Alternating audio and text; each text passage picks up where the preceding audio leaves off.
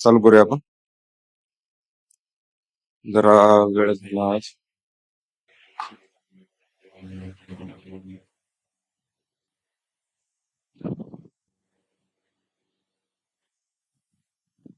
बघा, तर आता 3 फेज ट्रान्सफॉर्मर चालू होते. ओके, तर 3 फेज ट्रान्सफॉर्मर्स आपण बघा बेसिकच बघायचंय पहिल्यांदा. 3 फेज ट्रान्सफॉर्मर आपण कसे कसे करू शकतोय, ठीक आहे, त्याचं युटिलायझेशन कसं कसं करू शकतोय. तर 3 सिंगल फेज ट्रान्सफॉर्मर पण वापरू शकतो आपण, ठीक आहे. ओके, ते जर डेल्टामध्ये कनेक्ट केले आणि त्याच्यातनं आपल्याला 3 फेज सप्लाय घेता येतो. आणि एक सिंगल बँक पण वापरू शकतोय आपण 3 फेज ट्रान्सफॉर्मरची. बघा आता म्हणजे ते आहे discussion. 3 phase transformers can be realised in the following manner.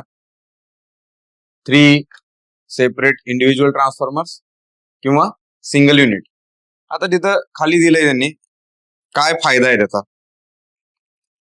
बघा, फेज आर म्हणजे 3 फेज बँक मध्ये त्याला आपण 3 फेज ट्रान्सफॉर्मर बँक म्हणतो, ज्यावेळी सिंगल फेज ट्रान्सफॉर्मर एकत्र कनेक्ट करतो त्यावेळी. बघा हे पॉइंट आहेत, दिसतात का? हा, okay. Phases are magnetically isolated and electrically connected in star or delta. ठीक आहे, म्हणजे याला जर समजून घ्यायचं असेल तर तुम्ही असं समजून घेऊ शकता. बघा, असं डेल्टा कनेक्शन केलंय. इथं एक ट्रान्सफॉर्मर आहे, इथे एक ट्रान्सफॉर्मर आहे, इथे एक ट्रान्सफॉर्मर आहे. ओके, तर 3 फेजेस आहेत, त्या आयसोलेटेड आहेत, मॅग्नेटिकली आयसोलेटेड आहेत, पण इलेक्ट्रिकल कनेक्शन आहे त्यांचं. Okay,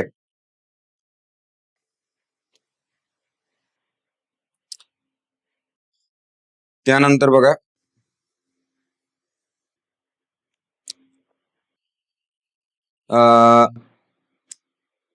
three individual single phase magnetic circuits are required. म्हणजे सर्किट, मॅग्नेटिक सर्किट सेपरेट आहेत त्यांचे, ठीक आहे.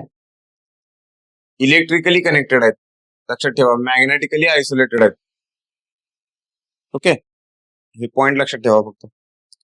It gives more reliable power supply. If one phase is faulty we can repair very easily. आणि म्हणजे कसं, 3 फेज ट्रान्सफॉर्मर मध्ये कसं असतं, कॉम्प्लेक्स नेटवर्क आहे सिंगल युनिट मध्ये, आणि रिपेअर करायचं असेल तर सगळाच ट्रान्सफॉर्मर बंद करायचा, सगळा ट्रान्सफॉर्मर डिसेंबल करायचा आणि मग रिपेअर करायचं. पण सिंगल युनिट मध्ये तसं नाही. सिंगल युनिट मध्ये एक 3 युनिट आहेत लावलेले आहेत, त्यातलं एक युनिट आपण स्टँड बाय ठेवू शकतोय, ठीक आहे. म्हणजे 4 युनिट ठेवू शकतो आपण सिंगल फेजचे. 3 कनेक्ट केलेत आणि एक काय 3 मधल्या एकाला काय प्रॉब्लेम झाला तर एक नंतर आपण वापरू शकतोय, अशा पद्धतीने. म्हणजे तो शब्द आहे ना त्याच्यात की रिलायबल पॉवर सप्लाय, तर हे अशा पद्धतीने reliable power supply. If one phase get fault it can supply power to load by open delta connection. ते पुढचा पॉइंट आहे आपला, ओपन डेल्टा कनेक्शन, ते बघायचं. आणि इथं बघा लेस रिलायबल म्हटले, हा एक पॉइंट बघा, less reliable, very difficult to replace faulty phase, ठीक आहे. It can't supply power to load by using 2 phases. ते सिंगल युनिट मध्ये पॉसिबल नाही. Okay, cost of 3 phase bank is more for same rating. Cost of 3 phase bank is more for same rating आणि less cost as compare to 3 phase bank. याच्यामुळं आपण हे असं 3 single unit वापरत नाही, एकच युनिट वापरतोय. लास्टचा पॉइंट आहे कॉस्ट. ओके, म्हणजे प्रत्येक वेळेला आपलं बाकीचे फायदे असले तरी आपण कधी पॉवर सिस्टम मध्ये किंवा आपल्या आसपास पॉवर सप्लाइंग सेक्टरमध्ये कधी सुद्धा 3 सिंगल युनिट बघितलेले नाहीत, बघत नाही आपण का, तर कॉस्ट महाग असते ते तसं जर करलं गेलं तर. ओके, रिलायबल पॉवर सप्लाय फक्त कागदावरच आहे. ओके, मग 3 फेज बँकच वापरतो आपण, लक्षात आलं. 3 सिंगल युनिटच वापरतो, 3 फेज सिंगल युनिट वापरतो, बँक वापरत नाही, 3 फेज बँक वापरत नाही. तर हे पॉइंट आहेत असे, थोडस इंट्रोडक्टरी आहे हे, त्यामुळं म्हणजे हे स्क्रीनवर डिस्प्ले केले. त्यानंतर बघा आता परत हा कोर टाईप आणि शेल टाईपचा पॉइंट आला. 3 फेज मध्ये पण कोर टाईप आहे आणि शेल टाईप आहे. आता त्याचे पॉइंट आहेत बघा, परत एकदा रिव्हिजन आपण बघितलेलं आहे ऑलरेडी. ठीक आहे, तेच पॉइंट आहे तिथं. 3 limbed core type transformer, okay, किंवा 3 लिम्ड कोर टाईप कोर आणि 5 लिम्ड शेल टाईप कोर. आता 3 फेज अकोमोडेट करायचे, ओके, त्यामुळे तिथे किती लिंब लागतात, 5 लिंब लागतात, लक्षात ठेवा. 5 लिंब शेल टाईप ट्रान्सफॉर्मर. पहिला पॉइंट आहे core is surrounded by winding, winding is surrounded by core. ठीक आहे, समोरच आहे. ओके, वाइंडिंग बाहेर आहे, कोर आत आहे, कोर बाहेर आहे, वाइंडिंग आत आहे. No mechanical protection to winding, good mechanical protection to winding. ठीक आहे, लिकेज फ्लक्स मोर, हा महत्वाचा पॉइंट. Leakage flux more, leakage flux less. त्यानंतर पुढचा पॉइंट आहे power transfer capability is less. Core type मध्ये पॉवर ट्रान्सफर कॅपॅबिलिटी लेस आणि पॉवर ट्रान्सफर कॅपॅबिलिटी मोर. त्यानंतर अजून एक्झामच्या दृष्टीनं हा जो मी म्हणतोय core concentric shell sandwich, CCSS, core concentric shell sandwich, हे लक्षात ठेवा. शेल टाईप ट्रान्सफॉर्मर मध्ये सँडविच वाइंडिंग घेतो. सँडविच वाइंडिंग म्हणजे एकावर एक ठेवलेलं असते. सँडविच वाइंडिंग मध्ये कोणते फोर्सेस ऍक्ट होतात, रेडियल की ऍक्झियल, ऍक्झियल, करेक्ट. आणि कॉन्सेंट्रिक वाइंडिंग मध्ये radial. Require more amount of copper and less amount of insulation. Okay, require more amount of copper, core मध्ये कॉपर मोर आणि तुम्ही असं लक्षात ठेवू शकता. सी, इथं पण सी आले, कॉपर मोर आणि इकडे कॉपर लेस. मग इन्सुलेशन तिकडे कमी, इकडे जास्त. शेल टाईप ट्रान्सफॉर्मर मध्ये इन्सुलेशन जास्त. इन्सुलेशन इकडे जास्त वापरतो, त्यामुळे आपण हाय व्होल्टेज साठी वापरू शकत नाही. म्हणून बघा, suitable for low voltage, high current. तिकडं suitable for high voltage, low current. Window factor less, so leakage flux more. Window factor more, so leakage flux less. आता हे जे पॉइंट आहेत ना, हे पॉइंट तुम्ही प्रॉपरली समराइज करून तुमच्या शॉर्ट नोट्स मध्ये पाहिजेत किंवा मायक्रो नोट्स मध्ये पाहिजे. ठीक आहे, मायक्रो नोट्स एकदम कमी जागा व्यापायची. मायक्रो नोट्स मध्ये लिहिताना एका पेजच्या कोपऱ्यात फक्त हे पॉइंट आले पाहिजेत. आणि लिहिताना कसं लिहायचं, ढीगभर लिहायचं नाही एवढं. Change voice, active voice, passive voice, tense, simple present tense, simple past tense, असं काय लिहायचं नाही. ठीक आहे, इकडे लिहायचं कोर 3 फेज, शेल 3 फेज. लिहायचं कसं सांगा लागलं, मायक्रो नोट्स. 3 limb, 5 limb. ठीक आहे, लय जर वाटलं तर असं लिहू शकताय. ओके.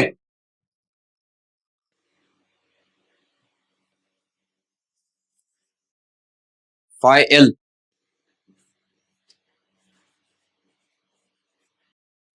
एवढं लिहायचं असं. ठीक आहे.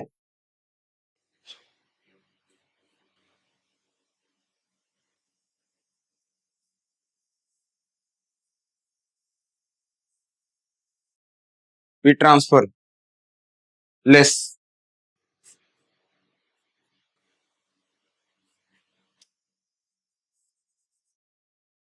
म्हणजे असं असलं पाहिजे. तुम्हाला सांगतोय असं अशा पद्धतीने तुमचे नोट्स असले पाहिजे. एकदम कोपऱ्यात कुठं तर लिहायचं ते. आणि ज्यावेळी असे पॉइंट तयार होतात, मग ज्यावेळी तुम्ही रिपीट अभ्यास करता त्याचा हे लक्षात राहते. हे लक्षात नाही राहिलं तर मग थोडंसं न्यूमोनिक्स मध्ये कन्वर्ट करायचं, काहीतरी इमॅजिनेशन ट्रिक लक्षात ठेवायची. हे हळूहळू तुमचं माइंड त्याच्यावर सोल्युशन काढायला चालू करतोय. काळजी करू नका, फक्त हे असे नोट्स तुमच्या मायक्रो नोट्स मध्ये आले पाहिजेत. ओके, ठीक आहे. आता बघा, पुढचा पॉइंट आहे जो आपल्या एक्झामच्या दृष्टीने महत्वाचा आहे. ठीक आहे. आता हा पॉइंट सोपा पॉइंट आहे, हा काय अवघड नाही. Open delta connection.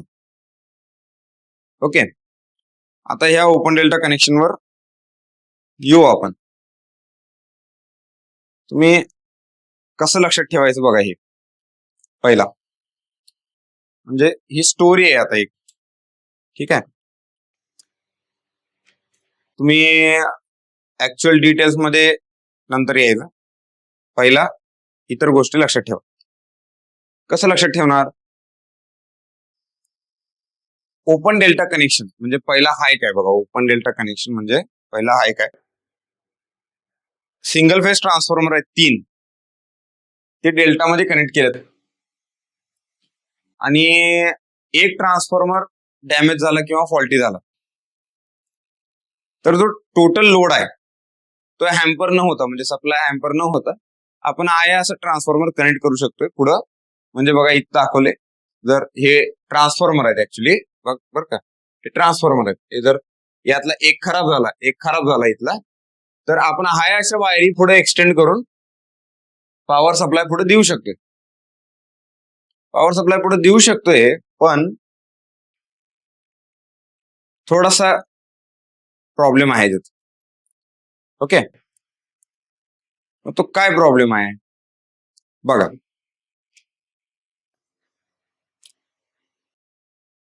समजा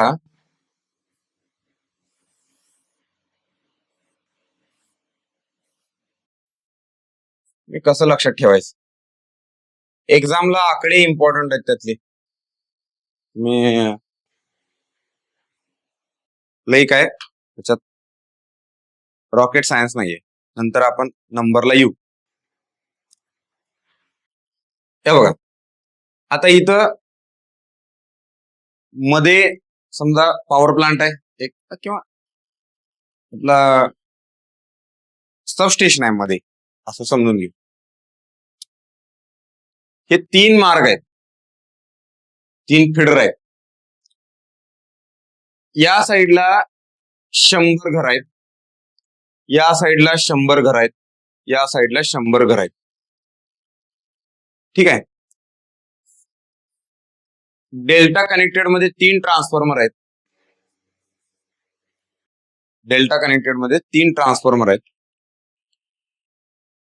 प्रत्येक सिंगल फेज ट्रान्सफॉर्मरचं ईच सिंगल फेज ट्रान्सफॉर्मरचं रेटिंग आहे 100 kVA. एक्झाम्पल घ्यायला लागलो आपण, मला अशा स्टोरीच्या फॉर्म मध्ये लक्षात ठेवायचं ते 100 kVA. ज्यावेळी आपण असे 3 बनवतो, 3 connected in delta, total power काय झाली 300 kVA. इकडे 100 घर आहेत, एका साईडला 100 घर आहेत, दुसऱ्या साईडला 100 घर आहेत, तिसऱ्या साईडला 100 घर आहेत. प्रत्येक घराला 1-1 किलोवॅट पॉवर देतो आपण. ठीक आहे. बघा आता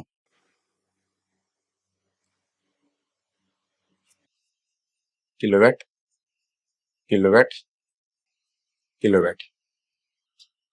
ओके. आता पॉवर सप्लाय करायला लागलोय आपण, सगळं व्यवस्थित चाललंय, गुण्यागोविंदाने चाललंय, आणि अचानक एक ट्रान्सफॉर्मर डॅमेज होतोय. तर एक ट्रान्सफॉर्मर डॅमेज झाला, आपल्याकडे स्टँड बाय युनिट नाहीये. ठीक आहे. आता यामध्ये काय काय व्हीआयपी लोक आहेत राहणारे, ऑब्व्हियसली असतात कुठल्या कम्युनिटीमध्ये. ऑब्व्हियसली असे पण असतात की जी बिल भरत नाहीत. ठीक आहे.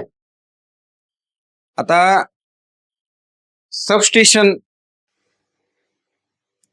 जे मॅनेजमेंट आहे त्यांनी आयडेंटिफाय केले की कुठल्या गल्लीत अशी लोक आहेत, म्हणजे ह्यापैकी कुठली लोक आपल्याला पॉवर सप्लाय करत नाहीत, सॉरी आपल्याला बिल भरत नाहीत,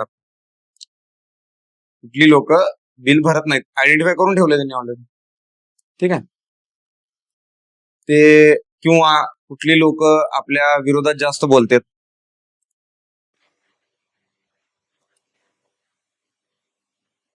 व्हिडिओ करून टाकतात, आयडेंटिफाय करून ठेवलेले असतात. ठीक आहे. अधिकाऱ्यांचं हे असंच असते, ते ही प्राणी असे आहेत ना, हे विसरत नाहीत कधी कुणाला, त्यामुळे सगळं यांनी नोटीस करून ठेवले.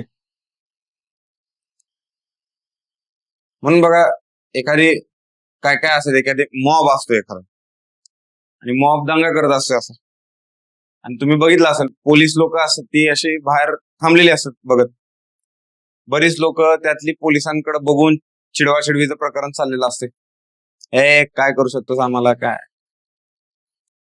मग त्यात हुशार असतात ऑफिसर काय काय, त्यांनी दोघा तिघांना सांगितलं असं, बाबा फोटो काढून ठेवा, अशी कोण नाटकी करतात ते, फोटो काढून ठेव, नाव लिहून ठेव, नंतर एन्क्वायरी करायची कुठं राहतोय, काय राहतोय, पत्ता, सगळी माहिती काढलेली असते पद्धतशीर. आणि मग तो मॉब मोठा असतो ना त्यावेळी काय करू शकत नाहीत, मग बरेच गाडीवर उभारून झेंडे फडकवायचे, दगड मारायचे, पोलिसांना चिडवायचं, हे असं सगळं चाललेलं असतं. पोलीस निवांत उभारलेले असतात, बाहेर बघत उभारलेले असतात. पब्लिक, ज्या पब्लिकला माहित नसते ते पब्लिक शिवाय टाकतात पोलिसांना, काय बघा पोलीस काय कळत नाही, असं तसं, काय आपली व्यवस्था, काय कंट्रोल नाही, काय नाही. पोलिसांना पण माहित असते आता इतर पब्लिक आपल्याला शिवाय टाकायला लागले कारण मॉब कंट्रोल होईना, मग बघायची भूमिका घेतल्या बघ. पण ह्यांनी काय केले, काय काय ऑफिसर स्मार्ट असतात, ते नोट डाऊन केले सगळं. थोड्या वेळानं 2-3 तासानं सगळे शांत होते, सगळे लोक जातात येते, पण जी दंगा केल्यात ना, मस्ती केल्यात, ही विसरलेली नाहीत. आता ह्यांचा बायोडाटा काढायची प्रोसेस चालू होत्या, कोण राहते, कुठं राहते, काय आहे ह्याचं बॅकग्राऊंड काय आहे. आणि नंतर मग एखाद वेळी कुठंतरी रस्त्यावर फिरताना गावला, भाजी मंडईत गावला, काय तर काम करताना, किंवा ट्रॅफिक पोलिसांकडे पण ते फोटो दिलेले असत, मग गाडी चालवताना काय तर चुकीचं करताना गावला, मग गाडी पण व्यवस्थित चालवायला लागली तरी पण पोलीस एखाद वेळी पकडतात. आणि त्यात जर गावला तर मग त्याला पद्धतशीर कार्यक्रम केला जातो त्याचा. ठीक आहे. आणि त्यावेळी तो दंगलीतला सगळा प्रकार बाहेर येतो, असं असते. म्हणून कधी लक्षात घ्या, हे आपण म्हणतो ना गव्हर्नमेंटमध्ये अधिकारी लोक हे असेच असतात, यांचं आपल्याला वाटतंय, पण जी त्यातली जाणकार लोक आहेत ना, म्हणजे खास करून बघा, जाणकार लोक म्हणजे तुम्हाला एक उदाहरण सांगतोय, युपीएससीचे चांगले शिक्षक आहेत,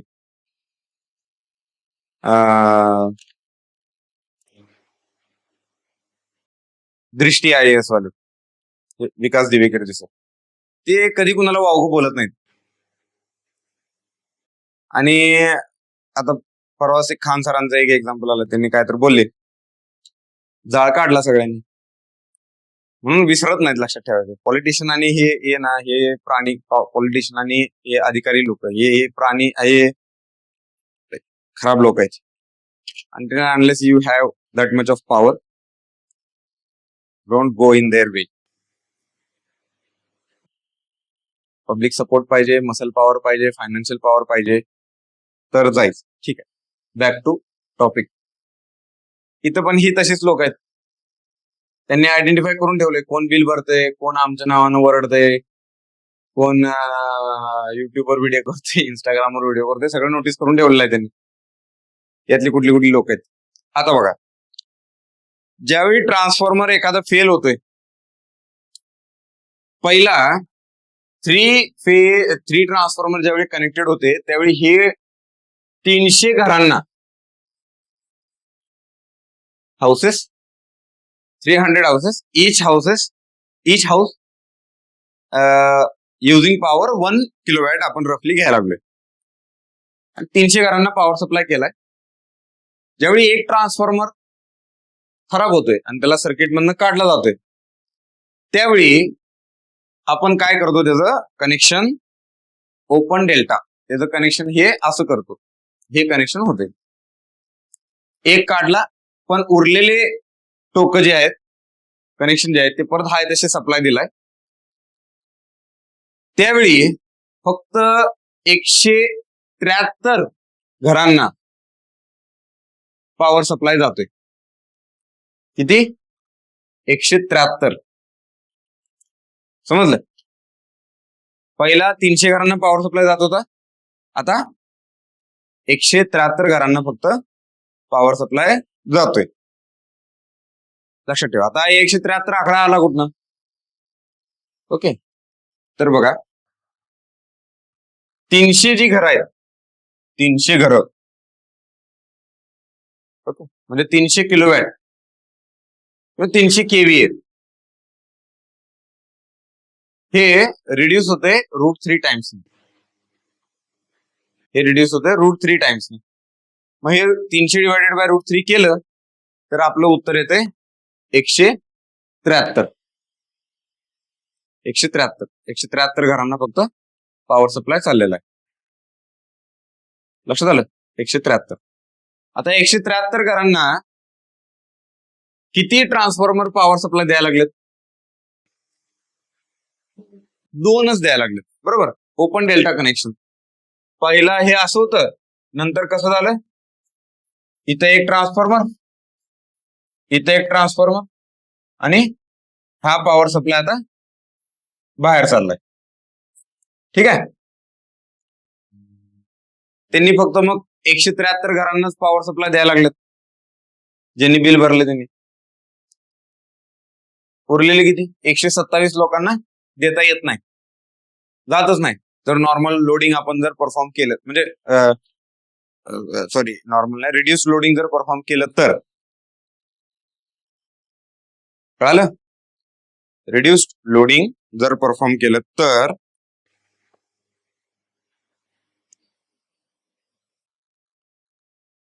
किती? 173 घरांनाच फक्त पॉवर सप्लाय चाललाय. म्हणजे पॉवर सप्लाय √3 टाइम्स रिड्यूस झाला. आता √3 हा फॅक्टर कसा आला, तर नाही, ते सांगतो पुढं, √3 फॅक्टर कसा आला. पण हे जे आहे 173 आणि 300 यामध्ये काय रिलेशन आहे बघा. दिस नंबर इज 57.7% ऑफ 300. 57 एक्झामचे क्वेश्चन आहे. 173 हा जो नंबर आहे, दिस नंबर इज 57.7% ऑफ 300. म्हणजे जर पहिला 100% पॉवर आपण सप्लाय करत होतो, तर because of open delta connection आपण फक्त 57.7% पॉवर सप्लाय करू शकतोय. ठीक आहे, समजलं? 57 म्हणजे कसं? विदाउट ओव्हरलोडिंग एवढी पॉवर आपण सप्लाय करू शकतोय. पण बघा, तुम्ही ठरवलंच आहे. काय ठरवलं तुम्ही? की नाही, मला 300 लोकांना, आता ही 300 लोकांमधली ही जी 127 लोक आहेत, ही सबस्टेशनच्या बाहेर आली काटे घेऊन. ठीक आहे, स्टंप घेऊन आली, फोडाफोडी करायचं आता प्लॅनिंग आहे त्यांचं. तुम्ही म्हणलं ठीक आहे असू दे, लय लोड घेऊ नका, आम्ही देतो सप्लाय. मग तुम्ही काय केलं, 300 घरांना पॉवर सप्लाय मेंटेन केला. फोर्सफुली तुम्ही ऑन ठेवलं, ते दिला त्यांना पॉवर सप्लाय. ओके. मग त्यावेळी काय झालं बघा, 300 मध्ये एका ट्रान्सफॉर्मरवर 150 केव्हीए लोड आला आणि दुसऱ्या ट्रान्सफॉर्मरवर 150 केव्हीए लोड आला. एक ट्रान्सफॉर्मर किती 100चा आहे, 100चा नाही, 100चा आहे. ओके. पण तो नॅचरल लोडिंग त्याचं इथं ओपन डेल्टामध्ये 100 येत नाही. ते किती येत आहे, 2 ट्रान्सफॉर्मरचं मिळून 173 येते. 2 ट्रान्सफॉर्मरचं मिळून 173. मग एक ट्रान्सफॉर्मर किती करतो, एक ट्रान्सफॉर्मर किती करणार आहे, 86.5 आणि 86.5 एक ट्रान्सफॉर्मर एवढं केव्हीए सप्लाय करणार आहे. एक ट्रान्सफॉर्मर 86.5 नॉर्मली. काय म्हणतोय मी, नॉर्मली विदाउट ओव्हरलोडिंग. पण तुम्ही फोर्सफुली 300 किलोवॅट लोड दिला किंवा 300 केव्हीए लोड दिलाय, पॉवर फॅक्टर 1 कन्सिडर करूया आपण, 300 केव्हीए लोड दिलाय, तर एक ट्रान्सफॉर्मर 150 केव्हीए घेणार ना, दुसरा 150 घेणार. तो नॉर्मली किती करतोय, 86.5.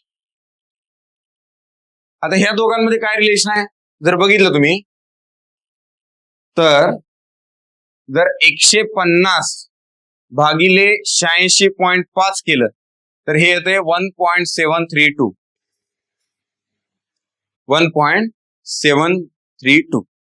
म्हणजेच ह्याचा अर्थ काय आहे, जर मी फुल लोड जेवढा लोड होता ओल्ड ऑन डेल्टा बँक तेवढा सगळा जर मेंटेन केला मी ओपन डेल्टा बँक मध्ये, तर माझा ट्रान्सफॉर्मर 73% ओव्हरलोड होतोय.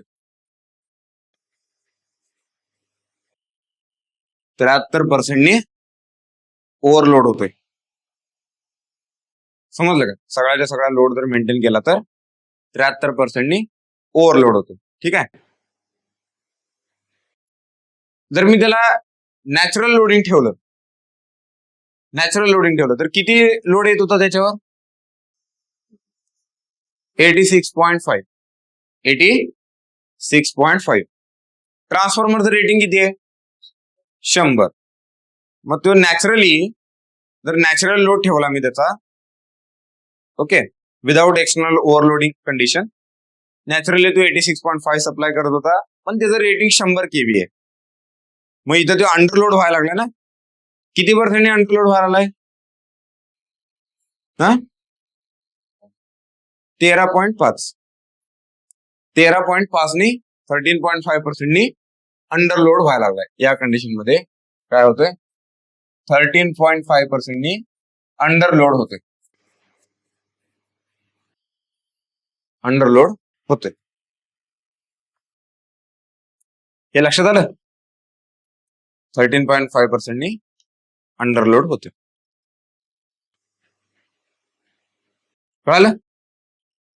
आता हे तुम्हाला लक्षात ठेवायचं, त्या गोष्टी, हे नंबर, फिगर्स. आता बघा इथे येऊया. आता काय तुम्हाला कळालेलं आहे बऱ्यापैकी. बघा आता हे डेल्टा बँक आहे. डेल्टा बँक मध्ये लाईन करंट काय असतो, √3 टाइम्स I1. हा I1 आहे. Line current is equal to √3 times phase current, बरोबर. मग आपण पॉवर काय लिहितो, √3 VL IL. √3 VL IL. मग IL काय, √3 times I1. P is equal to √3. आता बघा डेल्टा आहे इथं, हे V1 म्हणजे हे VL आहे, तेच फेज व्होल्टेज आहे, तेच लाईन व्होल्टेज आहे डेल्टामध्ये. मग इथं काय झालं, √3 V1 IL च्या जागी काय लिहिणार, √3 I1. मग हे काय झालं, 3 V1 I1. 3 V1 I1. Okay. म्हणजे एक ट्रान्सफॉर्मर जर 100 kVA चा असेल तर टोटल पॉवर काय होणार आहे, 300 kVA त्याची. टोटल पॉवर 300 kVA होणार. इथं बघा, इथं पण आपण पॉवर काय लिहूया, √3 VL IL. आता इथं बघा डायग्राम मध्ये हे जे लाईन व्होल्टेज आहे IL, हेच आता हा जो लाईन करंट आहे आता तोच फेज करंट आहे, कारण तोच चाललाय इकडं सगळं. इथं बघा हा तोच चाललाय. ठीक आहे. हा इथनं इकडे जर बघितला हा, म्हणजे हा जर मी लाईन करंट घेतला तोच आता काय फेज करंट आहे, तोच आता फेज करंट आहे. या दोन मध्ये असं मेंटेन होते तर इथं पण तेच मेंटेन होते. समजलं का,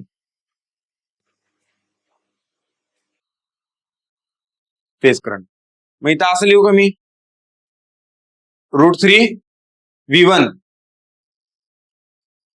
आणि IL च्या जागी काय लिहिणार, I1. ठीक आहे. मग ह्याच्यातली पॉवर किती आली, √3 V1 I1. √3 V1 I1. समजलं तुम्हाला. मग जर समजा याचा रेशो घेतला तर बघा, आपण मॅथ्स बघायला लागलो ना ह्याच्यातलं. जर याचा रेशो घेतला तुम्ही या दोन्हीचा तर काय येतं बघा, हे काय, ही पॉवर आहे, ही डेल्टा पॉवर आहे, आणि ही पॉवर आहे ती ओपन डेल्टा आहे, ओपन डेल्टा. मग मी जर असं लिहिलं, P open delta divided by P delta काय येतं बघा, √3 V1 I1 divided bye 3 V1 I1. 1/√3. 1/√3 म्हणजे 0.577.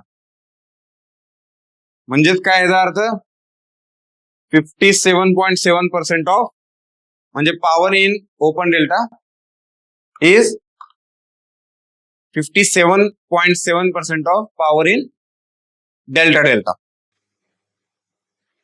Power in delta delta. कळालं, हे समजलं का. मग असे जे सांगितलं तुम्हाला नंबर, तेच नंबर इथं आलेले आता. ओके. आता मग यात काय लक्षात ठेवायचं बघा, हे आलं असं, मग यात पुढं हे जे पॉइंट आहेत तुम्हाला सांगितलेले,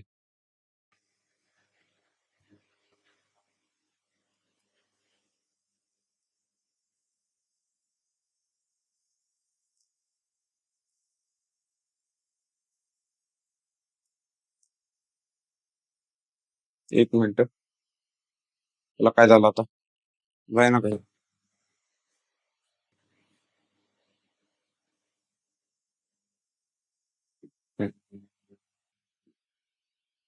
बघा आता हे नंबर बघितलेत आपण, हे नंबर बघितलेत. आता याच नंबरला व्यवस्थित मांडायचं आहे, व्यवस्थित मांडायचं आहे स्टेप बाय स्टेप मॅनर मध्ये. बघा आता कसं मांडणार ते, बघा, each single phase transformer rating 100 kVA. Okay. 3 such transformers connected in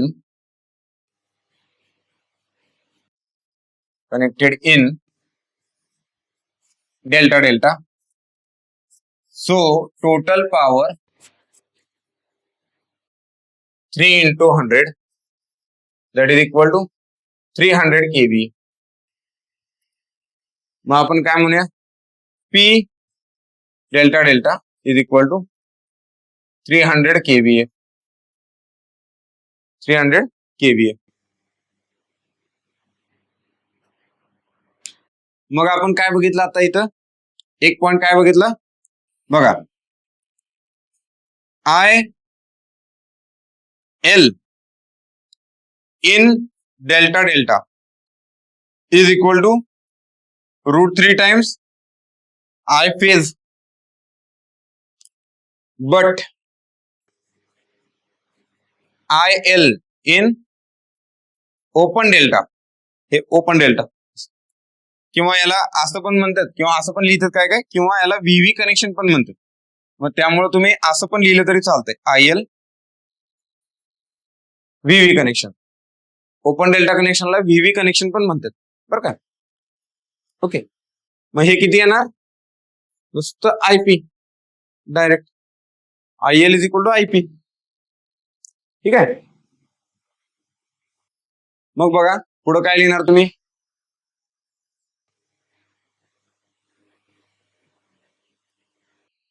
हा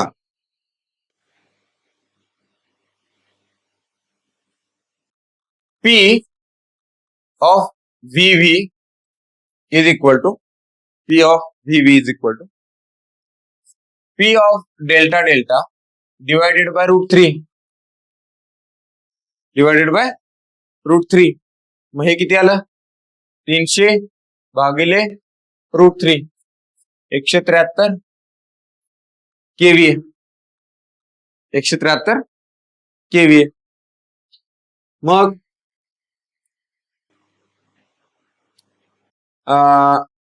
in VV connection,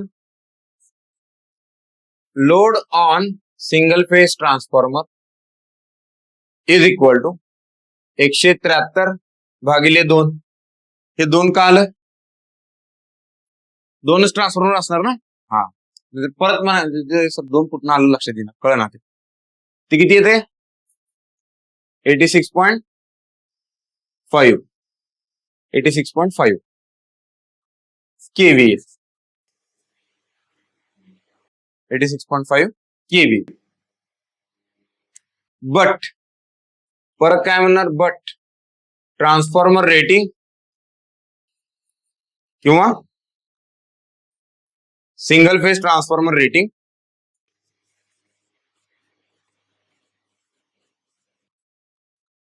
is 100 kVA. So in VV connection, each transformer is, each म्हणजे किती आहेत, 2च आहेत. Each transformer is 100 minus 86.5 equal to 13.5 kVA. So each transformer is underloaded by 13.5%. Start 100 केलंय ना, त्यामुळे मी त्याला 13.5% म्हणू शकतोय, म्हणून तेच नंबर सिलेक्ट केलेत आपण. एका ट्रान्सफॉर्मरचा 100 kVA रेटिंग आहे, तो द्यायला लागला किती, 86.5. मग त्यामुळं 13.5% अंडरलोडेड. समजलं, पुढे काय म्हणू शकतो, if we maintain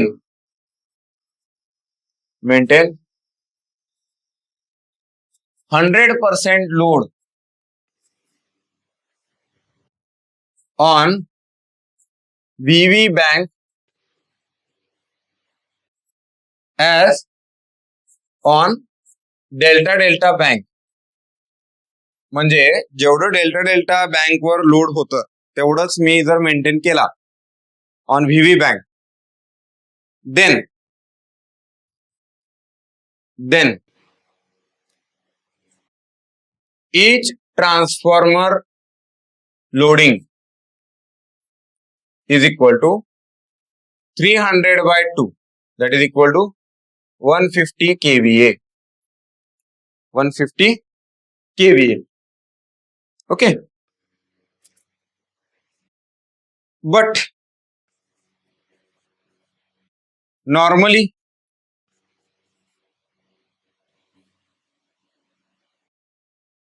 one transformer in VV bank supplies 86.5 kVA. 86.5 kVA. 86.5 kVA. Then 150 by 86.5, that is equal to 1.732. That is transformer in VV bank overloaded by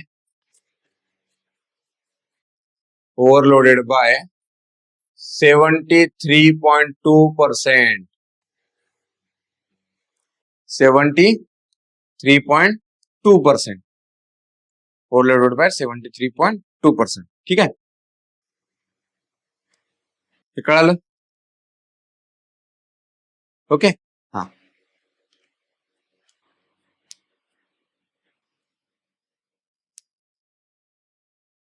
आता बघा पुढं, utilisation factor of VV bank. Utilisation factor of VV bank. आता normally VV bank किती power supply करायला लागले ह्याच्यात? Normally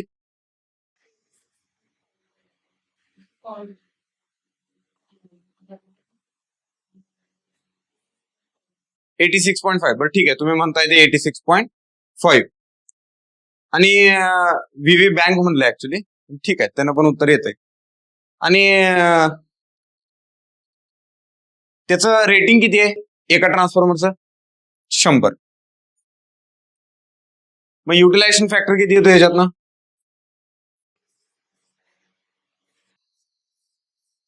utilisation factor is 0.865. पण ह्याला असं नाहीत काढतात कसं बघा. Normal kV rating of VV bank, normal KVA rating of VV bank divided by actual rating of total actual rating of transformers in VV bank. in VV bank. मग आपण काय लिहितो बघा याच्यातनं. सो युटिलायझेशन फॅक्टर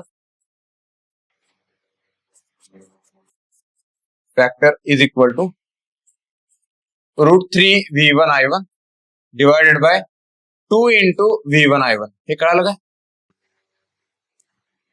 कारण एक जो transformer आहे, एका ट्रान्सफॉर्मरचं रेटिंग काय आहे? हा बघा, जो सिंगल फेज ट्रान्सफॉर्मर आहे हा, याचं रेटिंग काय आहे? V1 I1. P is equal to V1 I1. असंच आपण 100 म्हणलंय ना त्याला, 100 kVA. फॉर्म्युला काय लिहिणार मी त्याचा? V1 I1 बरोबर, किंवा V2 I2 काही घ्या, दोन्ही सेम असतात. V1 I1 V2 I2. V1 I1 घेतलं, मग ते जर इथे लिहिलं मी,